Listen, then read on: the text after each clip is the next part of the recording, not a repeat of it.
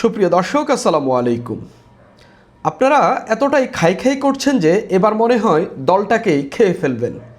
এই কথাটা বলছেন বিএনপির একজন এমপি। যার বিরুদ্ধে এই কথাটা বলেছেন তিনিও বিএনপির শীর্ষ পর্যায়ের একজন নেতা, জেলা পর্যায়ের শীর্ষ একজন নেতা। তাকেও বিএনপির পক্ষ থেকে গুরুত্বপূর্ণ পদে পদায়ন করা হয়েছে। সেই নেতা এবং তার অনুসারীর বিরুদ্ধে এভাবেই কথা বলছেন ঝালকাঠি 1 আসনের এমপি রফিকুল ইসলাম জামাল। তার এই কথা নিয়ে ব্যাপক আলোচনা হচ্ছে, ব্যাপক সমালোচনা হচ্ছে। বিএনপির ভেতরে কি হচ্ছে, বিএনপির তৃণমূলের নেতাকর্মীরা কি করছেন, যার কারণে তাদের এমপিরাই এরকম সমালোচনা করছেন। শুধু কি রফিকুল ইসলাম জামাল? এর কিছুদিন আগে বিএনপির মহাসচিবের একটা কথা নিয়েও ব্যাপক আলোচনা এবং সমালোচনা হয়েছে। অনেকেই বলছেন সেই কথাটিও দলের নেতাকর্মীদের বিপক্ষে গিয়েছে। আরও একজন এমপি ঠিক একই টাইপের না হলেও এমন কিছু কথা বলেছেন যেটা আসলে বিএনপির নেতৃত্ব বা বিএনপির তৃণমূলের নেতাকর্মীদের সমালোচনা বা তাদের যে কর্মকাণ্ড সেগুলোই উপস্থাপন করে। আমি কথা বলবো সেগুলো নিয়ে। বিএনপির নেতারাই বিএনপির এই নেতাদের কর্মকাণ্ডের সমালোচনা করছেন। এগুলোর কারণ কি? আসলে বিএনপিকে কি লাইনে রাখার জন্য বা বিএনপি তৃণমূলকে লাইনে রাখার জন্য কিছু নেতাকে কি আলাদাভাবে দায়িত্ব দেওয়া হয়েছে এভাবে কথা বলে লাইনে রাখার জন্য, নাকি অন্য কোনো ঘটনা চলছে? প্রথমে আমি রফিকুল ইসলাম জামাল কি বলেছেন সেটা শুনি। আপনারা নিশ্চয়ই এতক্ষণে জানেন রফিকুল ইসলাম জামাল ঝালকাঠি 1 আসনের এমপি। তিনি তার ভেরিফাইড ফেসবুক পেজ লিখেছেন, ঝালকাঠির বিএনপি এবং অঙ্গ সংগঠনের নেতাকর্মীরা খাই খাই বন্ধ করার জন্য অনুরোধ করছি। নেতাকর্মীদেরকে খাই খাই বন্ধ করার জন্য অনুরোধ করছি। 6 মাসে অনেক খেয়েছেন। আওয়ামী লীগের নেতাকর্মীদের পাহারার বিনিময়ে খেয়েছেন, আওয়ামীদের পক্ষে ওকালতি করে খেয়েছেন, আওয়ামী লীগের বাড়ি ঘর পাহারা দিয়ে খেয়েছেন, ঠিকাদারি পাহারা দিয়ে খেয়েছেন, শেষ পর্যন্ত টাকার বিনিময়ে আওয়ামী লীগদের দলে যোগদান করিয়ে খাচ্ছেন। মনে হচ্ছে আপনারা দলটাকেই খেয়ে ফেলবেন। একজন নেতা, একজন এমপি, যিনি ওইখানকার বিএনপির নেতাকর্মীদের পরিশ্রমের ফলে মানুষের ভোট অর্জন করে যিনি এমপি নির্বাচিত হয়েছেন, তিনি সেই বিএনপি নেতাদের বিরুদ্ধে এরকম কথা বলছেন। মানে শুনতে অনেক ইজি মনে হলেও ঘটনাগুলো স্থানীয় এই রাজনীতির জন্য এই ঘটনাগুলো খুব একটা কিন্তু সহজ নয়। তিনি আরও বলছেন, লজ্জা থাকা উচিত। যাদের রক্তের বিনিময়ে আপনাদের এত খাওয়ার সুযোগ হয়েছে, সেই 36 জুলাই শহীদদের জন্য 5 আগস্ট একটু দোয়া মোনাজাতও করতে পারেননি। শুধু নেতা হতে পদের আকাঙ্ক্ষায় থাকলে দ্রুত দল থেকে ঝরে পড়বেন। এটা নিয়ে ব্যাপক সমালোচনা হচ্ছে। এখন আমরা দেখি এই কথাটি আসলে তিনি কাকে বলেছেন। যে তিনি যে খাই খাই চলছে, নিশ্চিতভাবে স্থানীয় বিএনপির নেতাকর্মীদেরকে বলেছেন, তবে এর পেছনে একজন বড় নেতার নামও জড়িয়ে রয়েছে। তা আমরা দেখি এখানে কার নাম তিনি বলেছেন। স্থানীয় বিএনপি নেতাকর্মীদের অভিযোগ, গত অভ্যুত্থানের পর আওয়ামী লীগের শীর্ষ পর্যায়ের একাধিক নেতার বিভিন্ন ঠিকাদারির কাজ দেখভাল করছেন বিএনপির পদধারী যুবদল ও বিএনপির কয়েকজন নেতা। এছাড়া ঝালকাঠির আদালতে বিভিন্ন রাজনৈতিক মামলায় আওয়ামী লীগের নেতাকর্মীদের মামলা পরিচালনা করেছেন বিএনপিপন্থী একাধিক আইনজীবী। তাদের দাবি, এইসব বিষয়ে রফিকুল ইসলাম জামাল খুবই ক্ষুব্ধ। এবার আসি গুরুত্বপূর্ণ পয়েন্টে। সম্প্রতি জেলা পরিষদের প্রশাসক ও জেলা বিএনপির সদস্য সচিব সাদাত হোসেনের পাঠানো 417টি প্রকল্প স্থানীয় সরকার মন্ত্রণালয় সাময়িকভাবে স্থগিত করে। অভিযোগ রয়েছে, ঝালকাঠির 2টি আসনের সংসদ সদস্যের সঙ্গে সমন্বয় না করে এই প্রকল্পগুলো অনুমোদনের জন্য পাঠানো হয়েছিল। এতে ক্ষুব্ধ হয়েছেন ঝালকাঠি 1 এবং 2 আসনের এমপি। স্থানীয় সরকার মন্ত্রণালয়ে তারা ডিও লেটারও দেন এই বিষয়ে যেন এইগুলো স্থগিত করা হয়। জেলা বিএনপির সদস্য সচিব সাদাত হোসেনের সঙ্গে সংসদ সদস্য রফিকুল ইসলাম জামালের আগে থেকেই দ্বন্দ্ব রয়েছে। এই রফিকুল ইসলাম জামাল এবং তিনি তো এমপি, এবং সাদাত হোসেন তিনি হলেন জেলা পরিষদের প্রশাসক, যাকে আবার বিএনপি নির্বাচনের পর এই প্রশাসক পদে বসিয়েছেন, যিনি আবার জেলা বিএনপির সদস্য সচিব।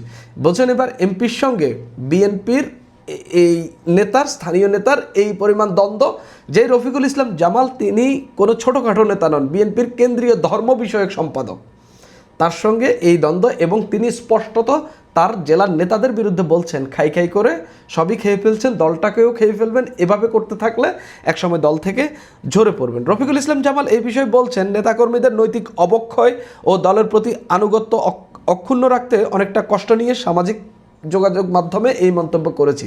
দেখেন, নৈতিক অবক্ষয় এবং দলীয় আনুগত্য অক্ষুণ্ণ রাখতে, তার মানে তাদের নৈতিক অবক্ষয় হয়েছে এবং দলীয় আনুগত্যে বিচ্ছুতি দেখা যাচ্ছে, যার কারণেই তিনি এই স্ট্যাটাসটি দিয়েছেন। আমরা আরও কিছুদিন আগে ফিরে যাই। এই যে রফিকুল ইসলাম জামাল গত 6 মাসের কথা উল্লেখ করেছেন, বিএনপির মহাসচিব মির্জা ফখরুল ইসলাম আলমগীর 5 মাসের কথা উল্লেখ করেছেন। তিনি কয়েকদিন আগে এক বক্তব্যে তিনি বলেন যে 12ই ফেব্রুয়ারির জাতীয় নির্বাচনের মধ্য দিয়ে সরকার গঠনের পর নিজের আক্ষেপ প্রকাশ করেছেন। তিনি বলেন, আগে যারা ঘুষ খেত তারা এখনও একইভাবে ঘুষ খাওয়ার ফন্দি ফিকির করছে, একইভাবে ভালো কাজ আটকে দিচ্ছে, একইভাবে ভোল পাল্টাচ্ছে। ওরাই এখন অনেক বেশি জুলাই যোদ্ধা হয়ে গেছে। এখন পর্যন্ত বক্তব্যটা দেখে মনে হচ্ছে যে তিনি সরকারি চাকরিজীবীদেরকে বা যারা ঘুষ খায়, কাজের বিনিময়ে বিভিন্ন কাজ আটকে দেয়, তাদের কথাই বলা হচ্ছে। কিন্তু যখনই আপনি তার এরপরের কথাগুলোই যাবেন, এরপরেও তিনি আশাবাদী যে তিনি পরিবর্তন দেখছেন একজন মানুষের মধ্যে। তিনি হলেন তারেক রহমান। তিনি চেষ্টা করছেন, তিনি নতুন নতুন নজির স্থাপন করছেন। সেই নজিরকে যদি সবাই মিলে সামনে নিয়ে এগিয়ে নিয়ে যাওয়া যায়, হয়তোবা পরিবর্তনটা হবে। সেজন্য সবাই মিলে প্রধানমন্ত্রীকে সমর্থন দেওয়া দরকার। দেখেন, তিনি যখন ঘুষের কথা বলছিলেন, স্পষ্টত মনে হচ্ছে যে আমলাদের কথা বা সরকারি চাকরিজীবীদের কথা বলছেন। কিন্তু যখনই তিনি বলছেন যে পরিবর্তন শুধু একজনের মাঝেই দেখছেন, তিনি হলেন জনাব তারেক রহমান বা প্রধানমন্ত্রী, অর্থাৎ তিনি তার দলকেও সমালোচনা করছেন যে দলের নেতাদের মধ্যে তিনি সেই অর্থে পরিবর্তন দেখেননি, যেটা আসলে 12ই ফেব্রুয়ারির পর দেশকে নতুনভাবে নতুন দিকে এগিয়ে নেওয়ার মতো পথ সুগম হয়েছে। তিনি স্পষ্টত সে কথা বলছেন। এটা তো গেল এই দুজন বিএনপি নেতার কথা। আরও একজন বিএনপি নেতা আশরাফ উদ্দিন নিজান, যিনি সংসদে এই সরকার দলীয় হুইপ হিসাবেও কাজ করছেন, লক্ষ্মীপুর 4 আসনের থেকে এমপি নির্বাচিত হয়েছেন। তিনি নির্বাচনের পরপরই চাঁদাবাজি, বিভিন্ন অপকর্মের দায়ে তার হয়ে নির্বাচনে কাজ করা তার দলেরই কয়েকজন নেতাকর্মীকে অ্যারেস্ট করিয়েছেন। এমনকি গত কয়েকদিন আগে তার একটা ভিডিও আমি দেখেছি, ভিডিওটা নির্বাচনের পরের, তবে আমি ভেরিফাই করতে পারিনি আসলে কোন জায়গায় এই বক্তব্যটা দিয়েছেন। তবে এরকম একটা কথা বলতে তাকে শুনেছি যে আমরা এমন কিছু করব না যাতে দলের পতন হইলেও বা সরকারের পতন হইলেও, দল বলেননি, তিনি সরকার বুঝিয়েছেন, সরকারের পতন হইলেও আমাদের যাতে পালাতে না হয়। অর্থাৎ বিএনপির নেতাকর্মীরা এমন একটা জায়গায় থাকবেন, এমন একটা অবস্থানে থাকবেন যেখানে দলের পতন, এই সরকারের পতন হইলেও যেন আওয়ামী লীগের মতো তাদের সব নেতাকর্মী পালাতে না হয়। এখানে পতনের কোনো আশঙ্কা আছে কিনা সেই তর্ক আলাদাভাবে রাখলেও তিনি যেটা বলেছেন যে কোনো কারণে যদি বিএনপি সরকারের পতন হয়, যেহেতু আওয়ামী লীগ এখন আন্ডারগ্রাউন্ড পলিটিক্স করছে, এখন রাজনীতিতে তারা দৃশ্যমান না, তারা যদি ফিরে আসার জন্য বড় আন্দোলন তৈরি করে ফেলে বা কোনো একটা কিছু যদি ঘটে যায়, সেক্ষেত্রে যদি জামাত বা এনসিপি মিলেও কিছু একটা করে ফেলে, তিনি স্পষ্টত বোঝানোর চেষ্টা করছেন আমরা সেই আচরণ দেখাবো, সেই কথা বলবো, সেভাবেই চলবো, যাতে আমাদের সরকারের পতন হইলেও বা আমাদের সরকার যদি গদি থেকে নেমেও যায়, আমরা যেন অক্ষত থাকি, আমরা যেন এখানে রাজনীতি করতে পারি, আমরা যেন এখান থেকে চলে না যাই।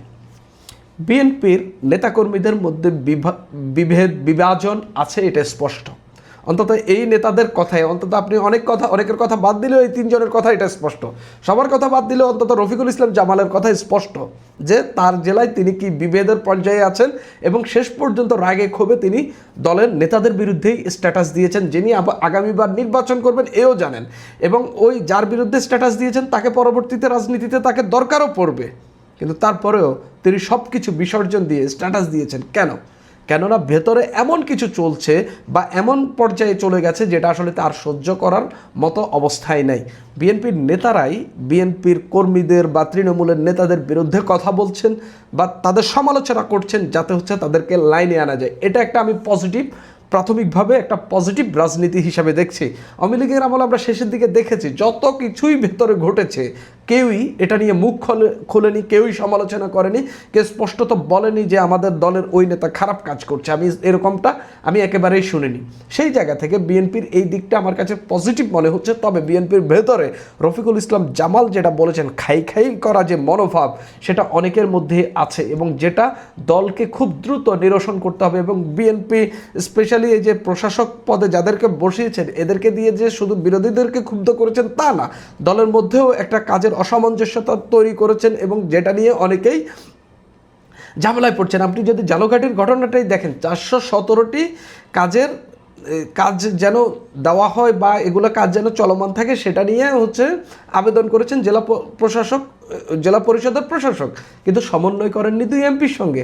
এখন 2 এমপি আবার ডিও লেটার দিয়ে সেগুলো আটকে দিয়েছেন। অর্থাৎ এই পর্যায়ে চলে গেছে।